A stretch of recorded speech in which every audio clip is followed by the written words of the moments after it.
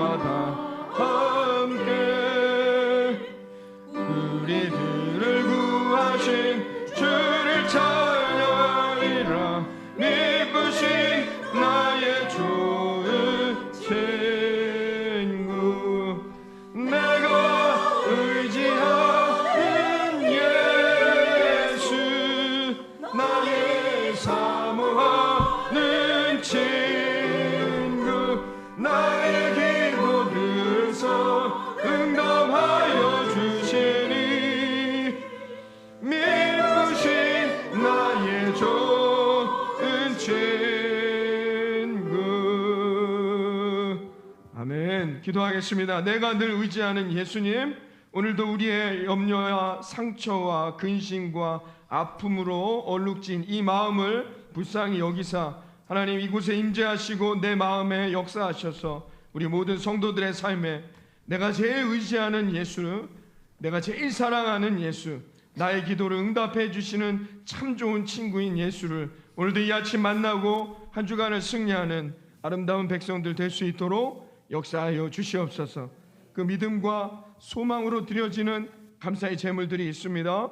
하나님, 부족하지만 하나님 앞에 감사함으로 드릴 때마다 내가 제일 의지하는 예수, 내가 제일 사랑하는 나의 예수, 나의 기도에 응답하시는 내 참 좋은 복된 은혜의 예수님께서 우리 사랑하는 성도님들의 삶과 그 가정과 역사, 인생의 역사 가운데 아름다운 열매로 채워주시는 남은 올 한 해, 또 다가올 24년 한 해가 되게 하여 주시옵소서.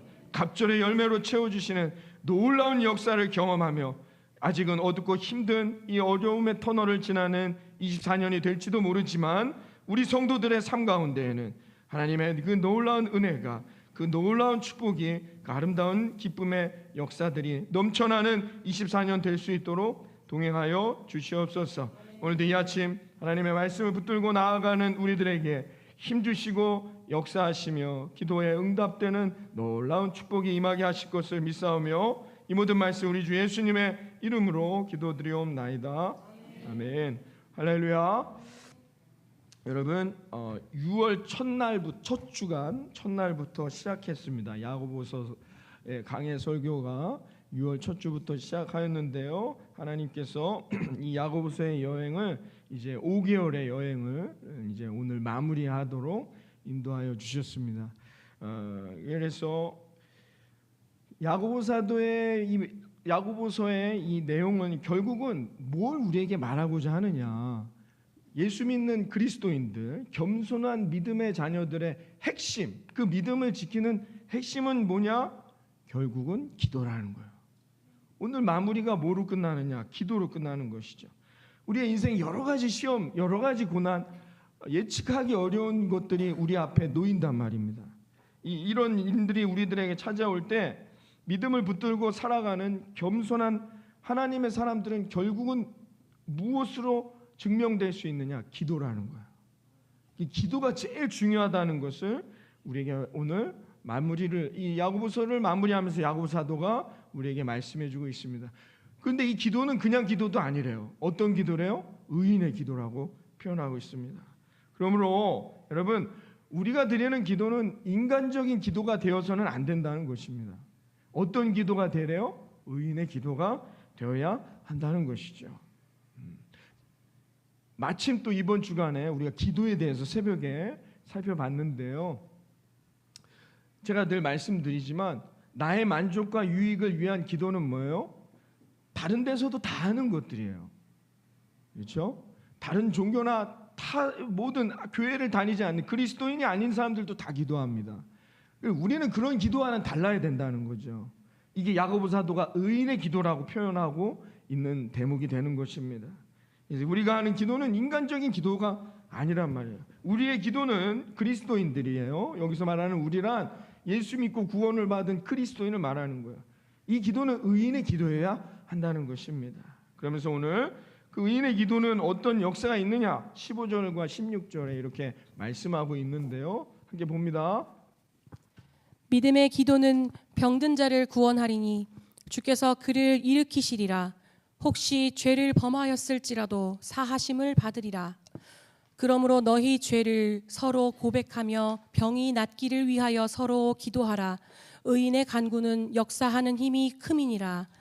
아멘. 자, 여러분 여기 오늘 본문에서 보면 기도에 대한 내용이죠. 그러니까 의인의 기도, 즉 겸손한 사람들. 겸손이 뭔지는 이제 우리 야고보서를 통해서 살펴봤습니다. 겸손의 개념이 뭔지 모르겠습니다 하는 분은 유튜브에 들어가셔서 구주교회를 검색하시면 설교 내용이 있습니다. 그걸 보시면 됩니다. 겸손의 개념이 무엇인가. 이제 겸손한 자들, 즉 다시 말해 믿음의 사람들이 드리는 기도란 뭐래요? 병든 자를 위한 구원의 기도라고 이렇게 설명하고 있습니다. 그러니까 의인의 기도는 뭐냐? 그리스도인들이 해야 하는 기도는 뭐냐? 병든 자들이 낫기를 위해 기도하라는 거예요. 이건 그냥 문자 그대로 우리가 그대로 받아들이듯이 육체적 질병도 여기에 포함됩니다. 왜냐하면 야고보 사도가 예수님을 따라다닐 때 예수님께서 어떻게 했어요? 병든 자들을 일으키시고 회복시키셨어요. 그렇죠? 그 야고보 사도는 누구보다도 예수님 가까이서 그것을 본 사람이에요. 그것을 알고 있는 사람이에요. 그래서 이 말씀을 읽는 독자들에게 설명하고 있습니다. 육체적 질병을 겪고 있는 병든 자들이 있습니까? 주님 앞에 기도하십시오. 반드시 하나님께서 회복해 주실 것을 믿습니다. 이 말씀인 거예요. 첫 번째는. 여러분, 이게 의인의 기도라는 것입니다. 그런데 또 하나의 의미가 이 안에 들어있어요. 왜냐하면 잘 보세요. 오늘 이 말씀을 잘 보시면 그냥 단순히 육체적 병든 사람들이 낫기를 위해 기도하는 거다라면 죄라는 내용이 들어갈 이유가 없어요.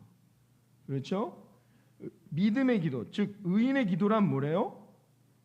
뭐랍니까? 병든 자를 구원하고 그 다음에 죄를 범하였어도 어떻게 해요? 죄 사함을 얻는 기도래요. 이거 뭐죠, 목사님? 하나만 얘기해야 되는데 두 개가 들어왔단 말이에요. 그러니까 이 병들었다는 개념에 두 번째 개념이 있는 거예요. 그건 뭐냐? 이 병들었다는 단어를 원어를 살펴보면 뭐냐? 이렇게 녹초가 된 상태란 뜻이에요. 이게 이렇게 아프다라는 뜻보다는 오늘 이 본문에 기록되어 있는 병든 자라는 누가 할 때 이 병듦은 녹초가 된 상태라는 거죠. 이게 어떤 의미인지 아시겠죠? 영적으로 침체되어 있는 사람들을 말하는 거예요. 영적으로 침체되어 있다는 것입니다. 왜 우리가 영적으로 침체될까요? 여러분 왜 기도하지 못하십니까? 왜 그럴까요? 상황이 힘들고 어렵고 바쁠 수 있겠죠. 또는 어떻게 해요? 물질의 문제로 낙심할 때도 있겠죠. 그러니까 다 뭡니까? 이 영적 침체, 즉 병든 자들의 개념은 뭐냐? 마음의 염려와 근심과 불안이 엄습한단 말이에요. 우리가 흔히 시험 들었다고 말해요. 병든 거예요.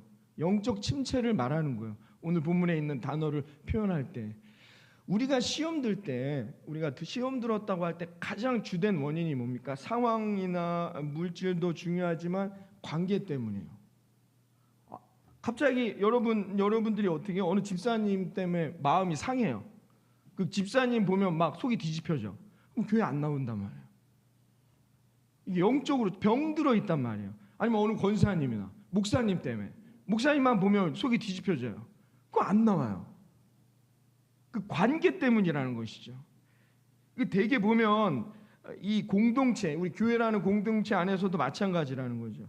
그러니까 이 병들었다는 건 한 개인이 될 수도 있고 가정이라는 공동체를 의미할 수도 있으며 교회를 의미할 수도 있겠죠. 어찌됐건 야고보 사도가 이렇게 말하고 있어요. 이 병든 자가 구원받는다는 건 첫 번째 육체적 병듦도 여기에 포함되어 있고 두 번째 뭐예요? 영적 병듦인 거예요. 이 녹초가 돼 영적 침체를 말하는 것이죠. 왜 그런다고요? 그런 일들이 인간의 죄 때문인 거예요. 인간이 인간에게 만족할 수 없습니다. 우리 젊은 청년들이 있지만 결혼을 앞두고 있는데 그때 남편이 100% 만족스럽겠죠.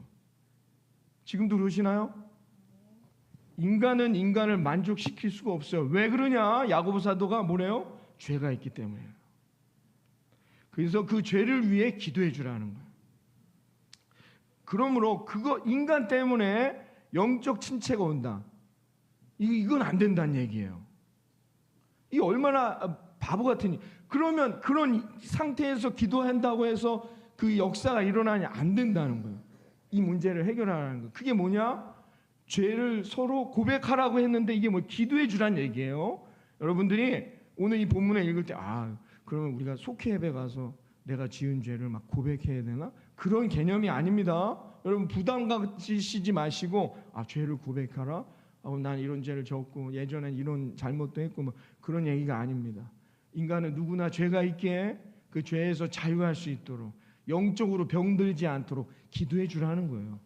그렇잖아요. 서로 고백한다. 근데 그 다음은 뭐래요? 병이 낫기를 위해 서로 기도하라. 그러니까 고백은 기도하라는 개념하고 똑같은 단어인 것이죠. 그러니까 기도해 주라는 거야. 여러분들이 그게 교회가 하는 일 아닙니까? 우리 옆에 있는 사람들, 우리 같이 이 예배하고 신앙생활하는 우리들 서로 기도해 주는 게 교회가 해야 할 일이라는 것이죠. 그러므로 이 죄를 서로 고백하는 기도를 드린다는 것은 뭐예요? 서로를 격려해 주고 함께 논의하라는 얘기입니다. 그러므로 공동체 안에서 어떤 문제가 발생하면 서로 논의하고 그 다음엔 어떻게 해요? 함께 기도하라는 거예요. 이게 아주 중요하다라는 말씀을 하고 있습니다. 이게 성숙한 그리스도인일수록 믿음이 충만해지는, 믿음이 가득한 그리스도인일수록 이런 태도를 갖는다는 거죠. 내가 저 사람, 저 집사님, 저 권사님 때문에 내가 반드시 내가 이거 갚아주리라. 이건 성숙한 그리스도인들의 마음의 자세야. 이런 마음을 갖고 기도해 보세요. 아무것도 안 돼요. 그 의인의 기도가 아니란 얘기예요. 야고보 사도의 말씀인 것이죠. 그러므로 어떻게 해요? 우리가 함께 기도해 주는 거예요. 옆에 우리 속회원 여성교회원들을 위해서, 옆에 함께 성가대원들을 위해서, 아니면 여기 오늘 함께 예배 나오지 못한, 저는 늘 그렇게 기도하잖아요. 함께 하지 못했지만 어디에 있든지 이 예배를 잊지 아니하고 기도해 주는 거예요. 함께 기도해 주라는 것입니다. 그래서 야고보 사도가 14절에 이렇게 표현했단 말이죠. 병든 자를 위해 어떻게 하라? 너희 중에 병든 자가 있느냐? 그는 교회의 장로들을 청할 것이요 그들은 주의 이름으로 기름을 바르며 그를 위하여 기도할지니라. 아멘. 이 여기서 말하는 병든 자, 이걸 그냥 액면 그대로 받아가지고 이걸 어떻게 해요? 병원에 안 갑니다. 그리고 이상한 행동들을 하는 이상한 사람들 많잖아요. 그런 맥락이 아니죠. 여기서 이 병든다라는 건 뭐예요? 영적으로 내가 시험 들었을 때 말하는 거예요. 육체적으로 아플 땐 병원에 가는 게 제일 빠른 겁니다. 지혜로워야 돼요, 사람은. 그런데 여기서 말하는 병들었다는 건 뭐예요? 내가 누구 때문에 상처받았어. 아니면 뭐 무엇 때문에 내가 지금 기도할 수 없는 상태에 이르렀다. 그때 어떻게 하래요? 장로님한테 요청하라는 거예요. 교회 내 옆에 가까이 있는 내 구성원들에게 기도 요청을 하라는 얘기예요. 그래서 함께 기도하라는 거예요. 그 상태를 이겨낼 수 있도록. 이런 맥락에서 던져지는 메시지인 것이죠. 여러분, 그러므로 우리는 혼자가 아니죠. 우리는 절대로 혼자가 아닙니다. 우리는 한 공동체를 이루고 있다는 것입니다. 많은 분들이 이 코로나 이후에 포스트 코로나를 그렇게 얘기했어요. 이제 모임을 원하지 않고 모이기에 힘쓰지 않을 것이다. 저는 그건 맞지 않다. 인간은 그런 존재들이 아니에요. 인간은 함께 어우러져서 살아갈 수밖에 없는 본능적으로 사회적 동물이잖아요.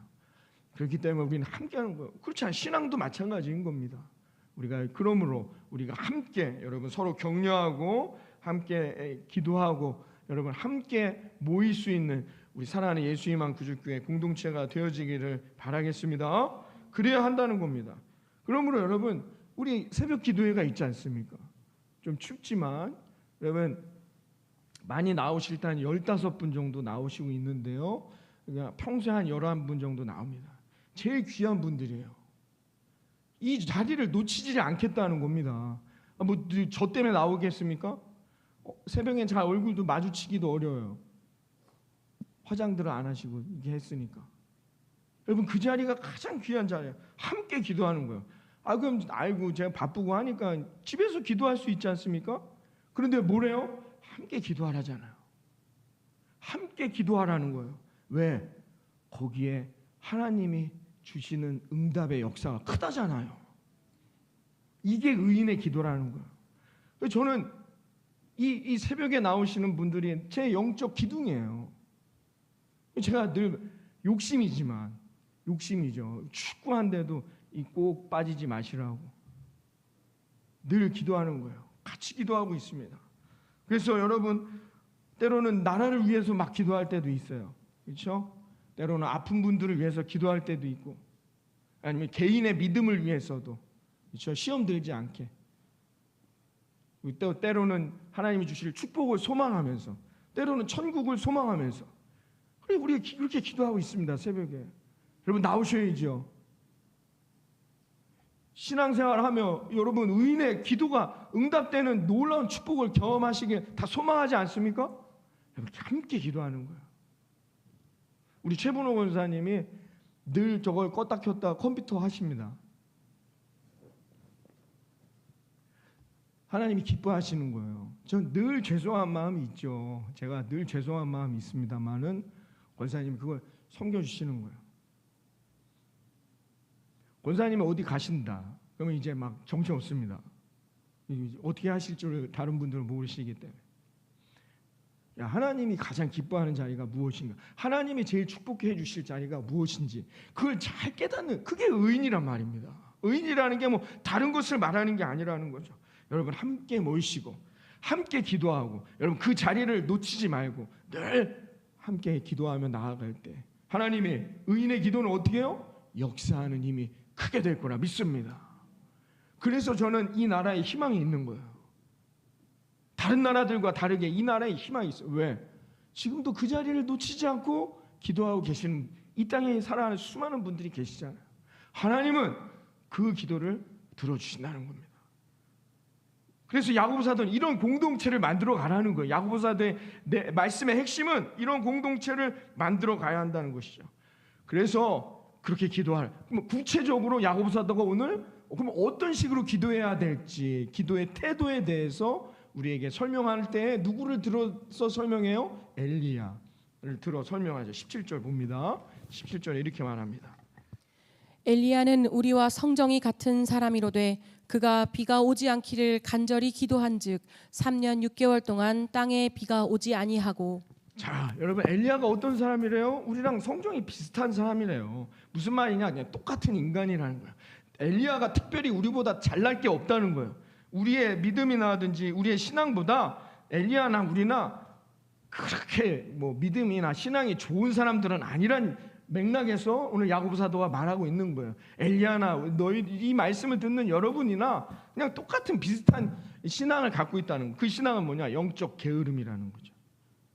영적인 게으름의 존재들이란 뜻이에요. 이 말씀 오늘 성정, 우리와 성정이 같은 사람이란 개념은 영적 게으름. 그건 무슨 말이냐? 내가 좀 이 게으르다는 뜻을 나태함으로 해석해서는 안 됩니다.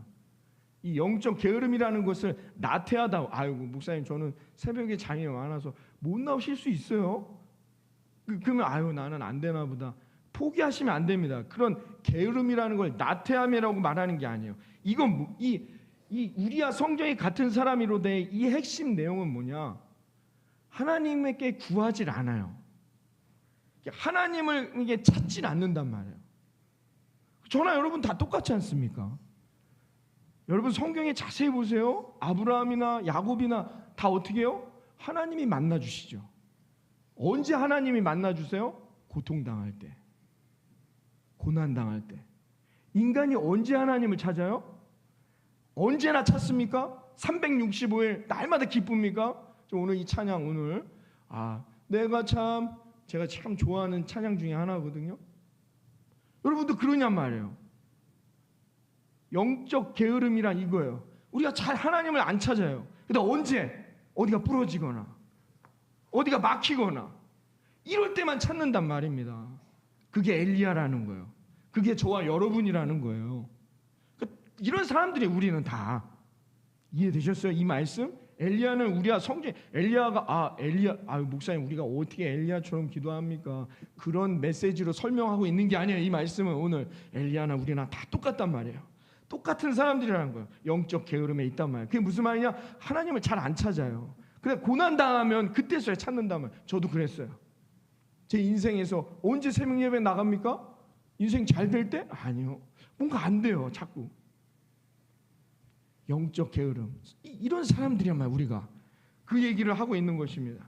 그래서 뭔가를 하나님 앞에 끝까지 하지 못해요. 올 한 해 여러분 성경 얼마나 읽으셨습니까? 맨날 출애굽기까지만 읽는단 말이에요. 뭔가 끝까지 해보지를 못해요. 내가 올해는 내가 새벽 예배 내 안 빠지려. 빠지잖아요. 우리 이 영적 게으름이라는 표현이 이런 표현인 거예요. 내가 잠이 많아서 이런 개념이 아니에요. 나태함의 의미가 아니란 말이에요. 뭔가 하나님 앞에 결단하고 끝까지 해보지를 못해요. 그건 의인의 기도가 아니라는 거예요. 기도는 뭐예요? 끝까지 해야 돼요. 여러분, 천국 가실 때까지 하나님 앞에 기도할 수 있는 저와 여러분 되기를 바랍니다. 핑계 대지 마시고.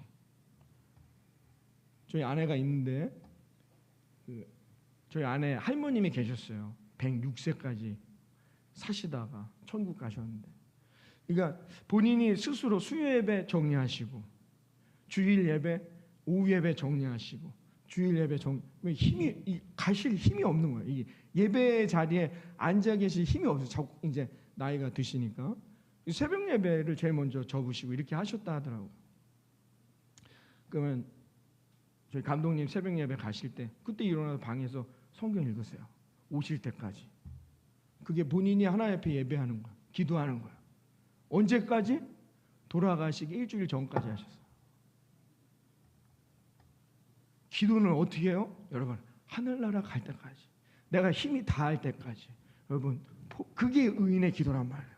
여러분, 포기하지 마시고 낙심하지 마시고 여러분 하나님 앞에 늘 기도하는 저와 여러분 되어지기를 바랍니다. 이런 태도를 가지라는 얘기예요. 오늘 이 본문의 말씀은 그런 태도를 갖고 기도하라는 거예요. 중간에 포기하면 안 된다는 겁니다. 근데 왜 엘리야를 가지고 왔느냐? 엘리야가 몇 년 동안 기도했어요? 3년 6개월 동안 기도했대요. 왜냐하면 하나님이 엘리야에게 약속해 주셨어요. 내가 비를 안 오게 할 거야. 그러다가 때가 되면 내가 엘리야 너에게 얘기해 줄게. 그럼 네가 그때 아합 왕에게 가서 아합 왕을 이겨. 그럼 그때 비를 내릴 거야. 그래서 비가 오지 않도록 기도한 거예요. 언제까지? 3년 6개월까지. 자기가 한 게 아니에요. 이게 하나님의 계획과 약속이었단 말이에요. 그래서 기도했다는 것이죠. 그런데요, 엘리야의 기도의 핵심은 뭐냐? 오늘 야고보 사도가 말하고자 하는 핵심은 뭐냐? 엘리야의 기도의 핵심은 뭐냐? 응답받지 않아요. 여러분, 응답되지 않아도 기도하실 수 있겠습니까? 20년 동안 기도했는데도 응답되지 않아도 여러분 기도의 자리를 포기하지 않으실 수 있겠냔 말이에요. 30년 내 인생 평생 내 가족을 위해, 내 남편을 위해, 내 친척들이 영혼 구원받기 위해 평생을 기도해도 하나님 응답해 주시지 않는다 할지라도 여러분이 그 기도의 자리를 놓치지 않으실 수 있겠냔 말이에요. 이 얘기인 거예요. 무슨 말이죠, 목사님? 엘리야가 기도해서 비가 왔잖아요. 봅니다. 열왕기상 18장 1절에 이렇게 말해요. 두 개를 비교해서 말씀드립니다. 많은 날이 지나고 제3년에 여호와의 말씀이 엘리야에게 임하여 이르시되 너는 가서 아합에게 보이라. 내가 비를 지면에 내리리라. 엘리야는 우리와 성정이 같은 사람이로되 그가 비가 오지 않기를 간절히 기도한즉 3년 6개월 동안 땅에 비가 오지 아니하고. 아멘. 여러분 잘 보셔요. 하나님이 엘리야에게 내가 비를 안 줄 거야. 그 백성이 고통받게 할 거야. 그러다가 내가 너에게 비를 내리게 하겠다고 이야기하면 가. 그럼 그때 비가 올 거야. 그걸 언제 얘기했대요? 18장에 열왕기상 18장에 언제요? 3년 되는 해. 엘리야를 부르십니다.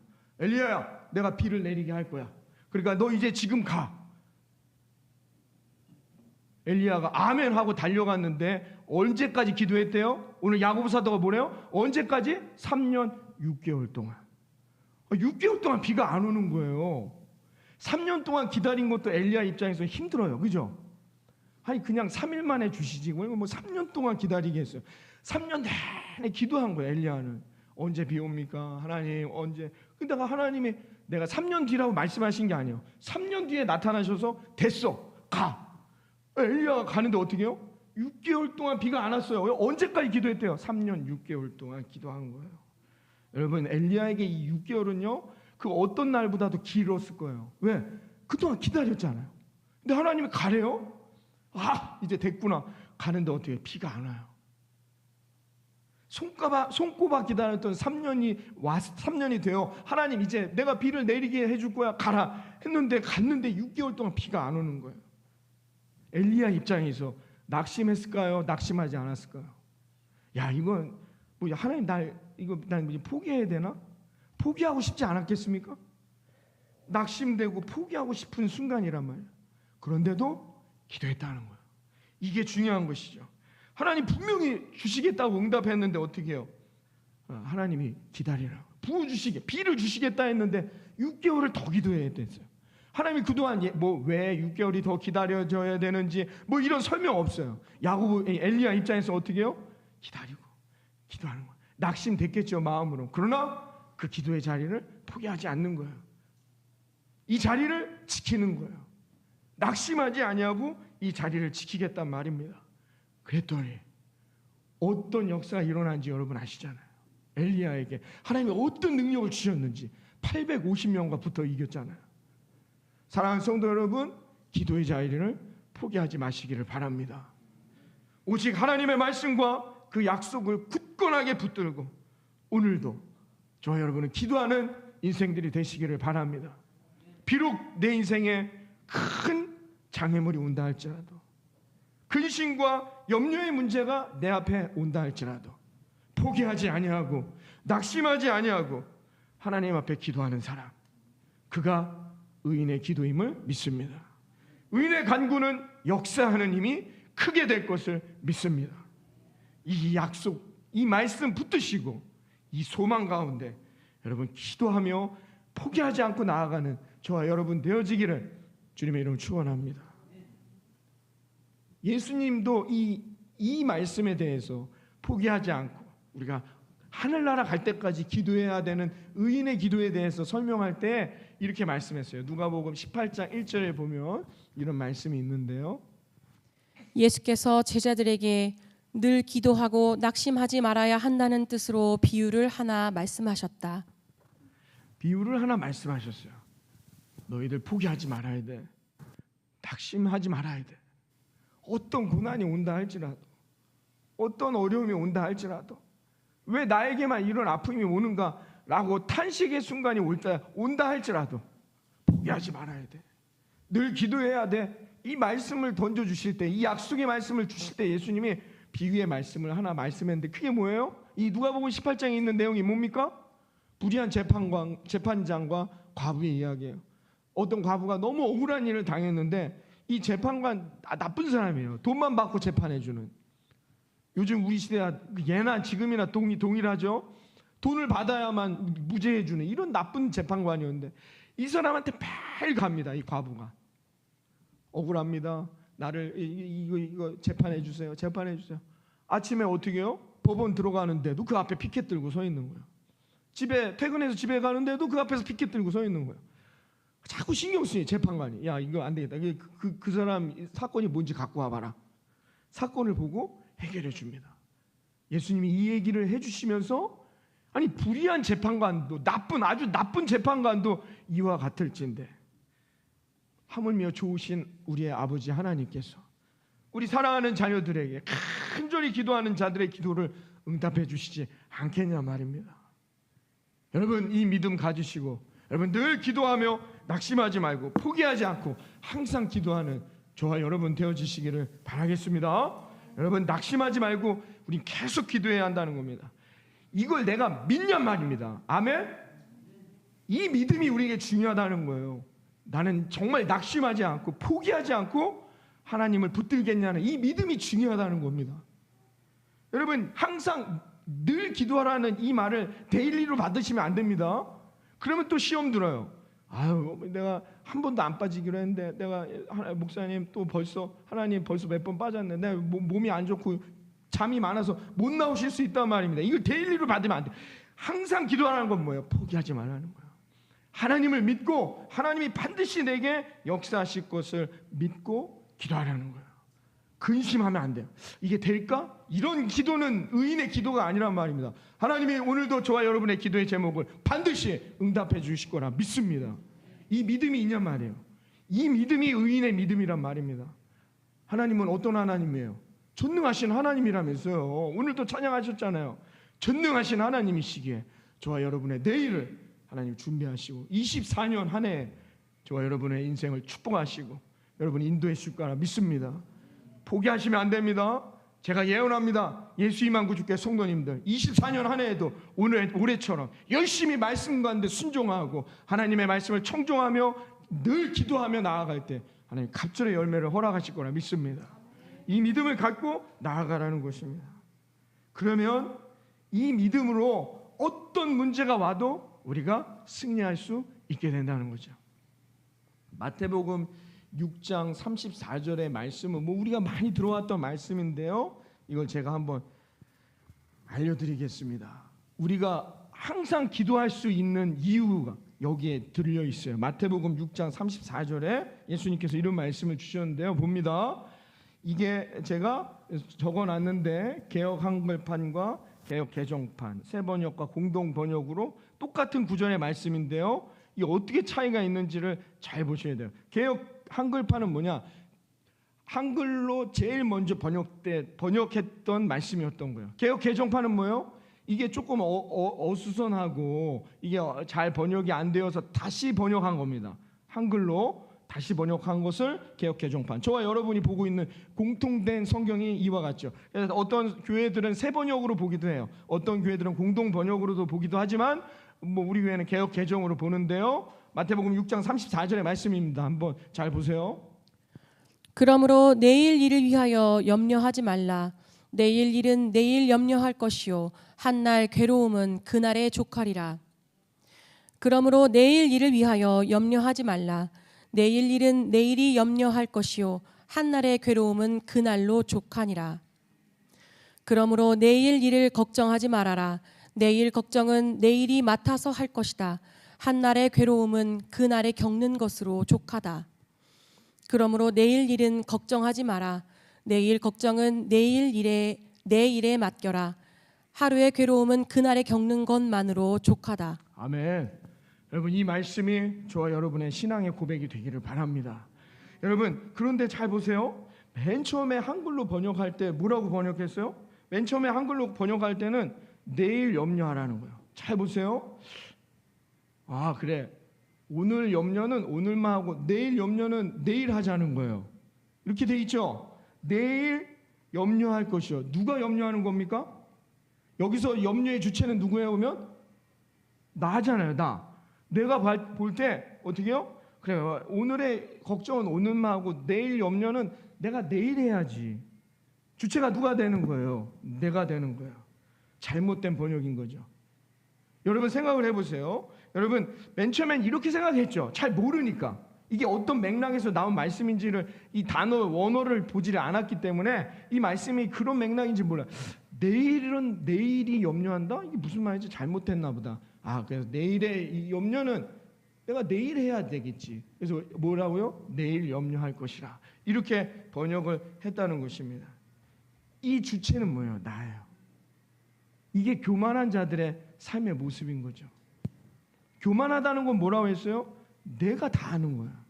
근데 이걸 잘 몰랐던 거예요. 이 원어의 의미가 무엇인지를 모르고는 이렇게 번역했어요. 근데 이걸 다시 한번 개역 개정으로 번역할 때 보니까 원문에 보니까 아하 이건 내일이 염려하는구나. 주체가 누구예요?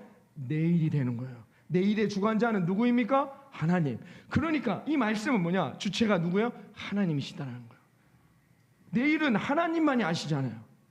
그래서 어떻게 해요? 아하 이것을 내일이 염려하라 이렇게 번역한 거고, 새 번역은 이걸 조금 더 우리에게 이해하기 쉽게 내일이 맡았다 라고 표현했어요. 공동 번역은 내일 걱정은 내일에게 맡겨라. 완전히 주체가 달라진 게 된 것입니다. 그러므로 여러분 내일에 대한 염려를 오늘 하지 말란 뜻이에요. 오늘 이 본문이 말하고자 하는 예수님의 핵심은 뭐냐? 내일의 염려를 왜 너네가 하냐는 거예요. 내일은 하나님만이 아시잖아요. 저와 여러분은 오늘만을 살지 않습니까? 그런데 왜 내일 일로 염려하십니까? 왜 내일 일로 근심하냔 말이에요. 왜 그래요? 인생을 내가 사니까. 여전히 인생의 주인이 나인 사람은 내일이 걱정되죠. 왜? 내가 해야 되니까. 그러나 인생의 주인이 하나님인 사람, 예수가 나의 그리스도가 된 사람은 내일은 걱정하지 않아요. 내일은 하나님이 책임지시지 않습니까? 그래서 오늘 우린 기도할 수 있는 거예요. 낙심하지 않을 수 있는 겁니다. 그래서 우리는 오늘 기도하는 겁니다. 이 얘기예요. 그래서 우리는 낙심하지 아니하고 항상 기도할 수 있는 겁니다. 여러분 내일 일이라든지 여러분 자녀들의 앞으로의 올 연말의 일이라든지 내년의 일을 생각해 보세요. 기도가 안 돼요. 근데 그건 내 영역이 아니잖아요.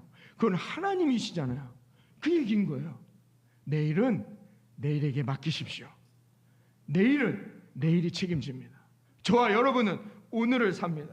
여러분 오늘 하나님을 의지하고 하나님을 소망하여 여러분 기도로 승리하는 저와 여러분 되어지기를 바라겠습니다. 그러므로 고난 당하고 있는 분이 계십니까? 인생의 즐거움을 경험하고 있는 분이 계십니까? 아니면 힘들고 지쳐 영적으로 주저앉아 있는 인생이 있습니까? 아니면 병든 자가 계십니까? 엘리야처럼 그 상황에서도 인내하면서 낙심하지 말고 끝까지 최선을 다하여 하나님의 약속을 붙들고 기도하며 오늘을 살아간다면 하나님이 반드시 응답해 주실 거라 믿습니다. 소망 중에 기도하는 의인들의 기도를 하나님이 반드시 응답하실 거라 믿습니다. 이 믿음이 우리에게 있어야 한다는 것이죠. 오늘도 우리들의 인생에 여러 문제가 있습니다.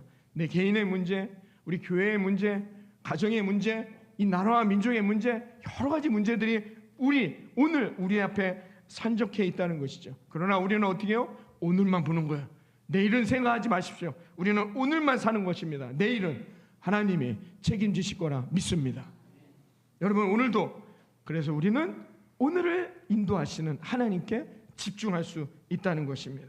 그리고 하나님께만 소망을 갖게 될 수 있다는 것입니다. 그 방법이 뭐냐? 기도라는 거예요. 기도하는 자가 이 믿음을 붙들고 하나님만을 소망하여 하나님이 예비하신 내일의 놀라운 예비된 열매를 얻게 된다는 영적 메시지가 오늘 말씀에 들어있게 되는 것입니다. 야고보 사도는 자신의 이 서신을 시작하면서 이렇게 시작했죠. 1장 5절에 이렇게 나와 있습니다. 1장 5절. 너희 중에 누구든지 지혜가 부족하거든 모든 사람에게 후히 주시고 꾸짖지 아니하시는 하나님께 구하라. 그리하면 주시리라. 아멘. 하나님은 주시는 하나님, 하나님은 반드시 응답하시는 하나님이라고 야고보가 말하고 있습니다. 야고보서는 뭐냐? 지혜의 기도로 시작하여 의인의 기도로 끝나는 거예요. 그렇죠? 그러니까 그리스도인들의 삶의 자세는 어떠해야 되느냐? 즉 겸손한 자들, 내 인생의 주인이 내가 아니라 하나님께 맡긴 자들의 인생, 그 인생의 삶의 태도는 어떠해야 되느냐? 하나님을 늘 소망하며 내 삶의 문제를 하나님께 바라보고 하나님께 맡기고 영적으로 늘 나음을 얻을 수 있도록 기도하고 간구하는 것, 그래서 그 회복의 자리를 소망하는 인생, 이게 기도란 말입니다. 그래서 우리의 인생은 기도로 시작하여 기도로 끝나는 것이 그리스도인들의 인생이라는 것을 야고보 사도가 이렇게 자신의 서신에 이 1장부터 5장의 내용을 통하여 우리에게 말해주고 있습니다. 그러므로 그리스도인들은 기도 자리를 포기하면 됩니까? 안 됩니까? 안 된다는 것입니다. 기도하는 자리에 하나님이 역사하실 거예요. 기도하는 삶에 하나님 반드시 놀라운 축복을 허락해 주실 거라 믿습니다. 기도하는 자가 되어야 한다는 것입니다. 거기에 역사가 있는 거예요. 여러분은 언제 하나님 만나셨어요? 시장에서 장 보시다가? 아니면 TV 보다가?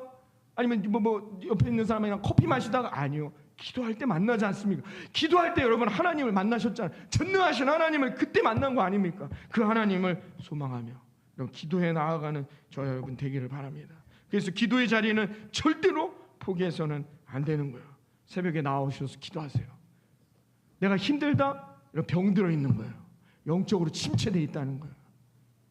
기도하는 자에게 하나님이 그 가정과 그 교회와 나라와 민족에 하나님께서 붙들어 기도하는 자를 반드시 승리하게 하실 거라 믿습니다. 우리 감리교회가 작년부터 시작한 운동이 있습니다. 100년 기도 운동인데요. 1963년 4월 30일 날 여러분 아실지 모르겠는데 용문산 기도원이라고 있다고 합니다. 용문산 기도원에서 이 나라를 위해 여러분 독일 모라비아인들이 어떻게 해요? 100년 기도 운동 했거든요. 그래서 독일이 저렇게 놀라운 축복을 얻었던 거예요. 아, 우리도 이렇게 기도해야 되겠다. 그래서 63년 4월 30일부터 기도를 시작합니다. 이 용문산 기도원에서 매일같이 기도의 불을, 재단의 기도의 불을 꺼트리지 않는 거예요. 이거를 60년 동안 해왔는데 코로나로 인해 뭐 여러 가지 시대적 변화와 환경으로 인해서 어려워졌어요. 기도원이 유지되기가 어려운 상황에 이르는 거예요. 얼마나 안타까워요. 60년을 했는데 40년을 남겨두고. 그래서 이런 얘기를 논의하다가 이것을 우리 감리교회에서 받았습니다. 우리 감리교회가 이 운동을 이어가겠다. 그래서 작년 6월부터 100년을 매일같이 기도하는 감리교 부흥의 운동을 시작했습니다. 근데 그걸 주도하신 분이 대전 분이세요. 대전에 있는 감리교. 그래서 감사하게도 우리 교회도 참여하게 됐습니다. 전국의 모든 교회들이 이 기도 운동 매일 하루에 한 교회가 맡아서 기도하는 거예요. 나라와 민족과 감리교회 이 땅의 부흥을 위해 기도하는, 같이 기도의 불을 꺼트리지 않고 기도를 포기하지 않는 운동을 시작했는데요. 감사하게도 우리 교회도 참여하게 됐습니다. 그래서 내년 5월 11일이에요. 봤더니 토요일입니다. 토요일 날 힘든데 토요일 날 그날은 우리가 다 모여 기도하는 거예요. 5월 10일. 구체적인 얘기는 이제 여러분들에게 앞으로 하겠지만 오늘도 하고 있어요. 매일마다 교회들이 맡아서 전국에 있는 모든 감리교회들이 다 한 교회씩 책임지고 기도하는 시간을 갖고 있는데요. 여러분 왜 이런 걸 합니까? 하나님은 낙심하지 않고 포기하지 않고 기도하는 자들에게 그 교회에 그 가정에 그 나라에 예비하신 놀라운 은혜를 열매를 주시기 때문임을 믿습니다. 사랑하는 우리 예수님하고 주교회 성도님들, 우리들의 인생 가운데에도 이 가정과 교회가 이 나라와 민족이 늘 기도를 붙들고 기도를 포기하지 아니하고 나아가게 될 때 하나님께서 주시는